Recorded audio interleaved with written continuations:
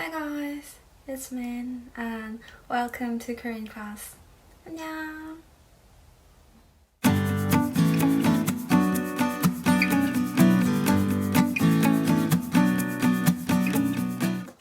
Hi guys, it's Min and welcome back to Korean class.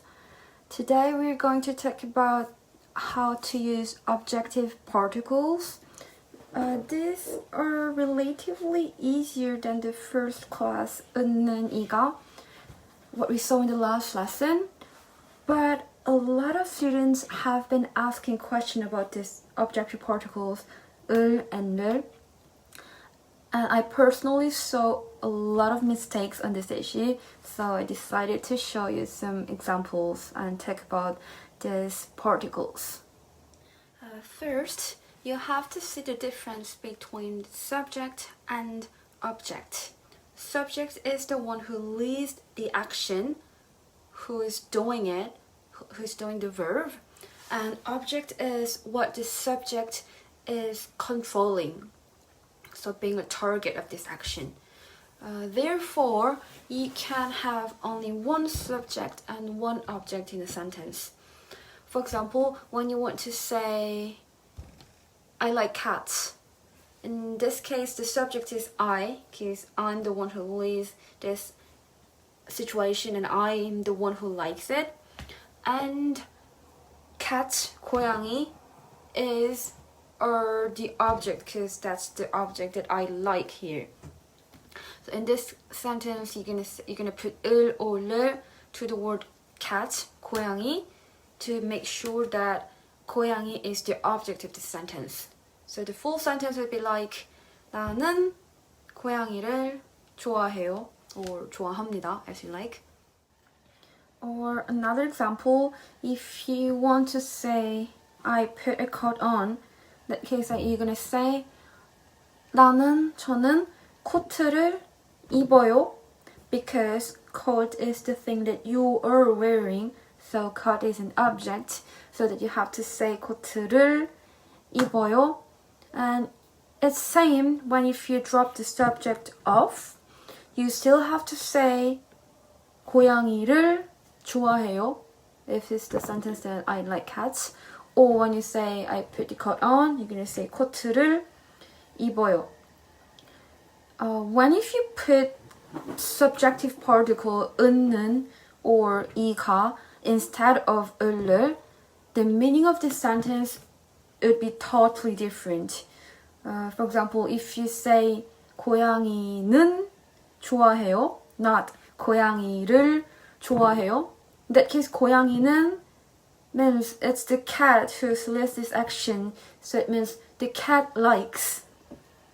And 고양이는 좋아해요, this sentence itself doesn't make much sense, because this sentence doesn't really have an object which is necessary for this verb 좋아하다, to like. Same for the second example, if you say 코트가 입어요 or 코트는 입어요, you are saying that the coat is wearing like something. Again, it's just semantically, grammatically incorrect, and it doesn't sound correct, it's wrong. And the reason why people get confused with it is because of this term object, 목적어, but it's just grammatical term, so the grammatical object, so the object of the sentence doesn't need to be an actual object, like a physical stuff, physical thing. It doesn't have to be. It can be an animal, it could be a person, an emotion, whatever. It doesn't have to be a physical thing. For example, if you say I meet 민수, in this case you are the one who is meeting him, so I is the subject and 민수 is the one you are meeting, so 민수 is an object. So the sentence would be like 나는 민수를 만나요. So some students think it's weird to put 을을 with a name of a person or animal because it's only for objects, but grammatical objects doesn't mean the actual physical thing, so you can put 을 or 를 with people or animal, emotion, anything abstract, and you're more like you have to. But not all the sentence have to have an object. There are some verbs which don't have to be followed by any object, such as the verb 자다, to sleep. So if you say I sleep, you're gonna say 저는 자요, because I'm the one who is sleeping. 저는 자요, and there's nothing else to put. So you can just keep your sentence like 저는 자요 without any object. Or you can use a cognate object, which means the object that is same as the verb, something like to dream a dream or to live a life in English. So we do have it in English as well. So to say I sleep, you can say 저는 잠을 자요, which is another possibility to say I sleep. Just put an object in the sentence. So 잠을 means like asleep, so I sleep asleep, which doesn't make much sense in English, but we do say that in Korean.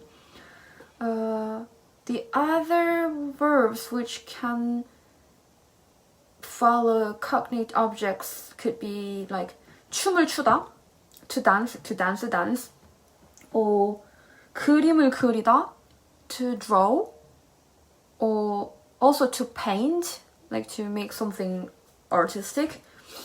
Or also we have this word 꿈을 꾸다, to dream a dream, same in Korean. Okay, the last thing to say in this lesson is indirect and direct object. But if it's too much already, you don't really have to follow the second part. You can first stop your lesson here and come back later. So yeah, what we have done so far, those objects which need to be followed by 을 or 를, these are direct objects. But there is also another thing that we can have a look at here, which is indirect objects. Simply say indirect object means the target of the action, like of the verb. So for example, when you simply say 민수 gave a book. So 민수 is the subject, so he is giving, and the book, a book, is the thing he gives. So book is direct objects. So we're gonna say 민수가 책을 줬습니다. 민수가 책을 줬어요, etc. But you can also say 민수 gave me a book. And in this sentence, me, who is the target of this action 주다, to give, is an indirect object. So for indirect objects or target is, let's say, you can put 에게 or 한테 as a particle. And 에게 sounds slightly more formal and colloquial, but you can use both. So yeah, if you say 민수 gave me a book, the whole sentence would be like 민수가 저에게 책을 줬어요. Or 민수가 나한테 책을 줬어요. Yeah, one more example. I imagine that I'm saying I write a letter to a friend of mine, and I say first 저는, because I'm the one who's writing, and 친구한테. So 친구 is the target that you're writing to, so that you're gonna put 한테 is indirect object, 친구한테, and then 편지, letter, is the direct object that I am writing. So I say 편지를, and the verb to write would be like 써요. So yeah, you put the verb at the end, of course. So the whole sentence, I write a letter to a friend of mine, it'd be like 저는 친구한테 편지를 써요. Okay, I'll wrap the lesson up here. I hope that this video was helpful for you guys to speak Korean a little bit better. Yeah, don't forget to revise a lot, as much as possible, and I'll see you guys in the next video. 자, 오늘 수업은 여기에서 마무리하도록 하겠습니다. 이 영상이 도움이 되셨으면 좋겠고요.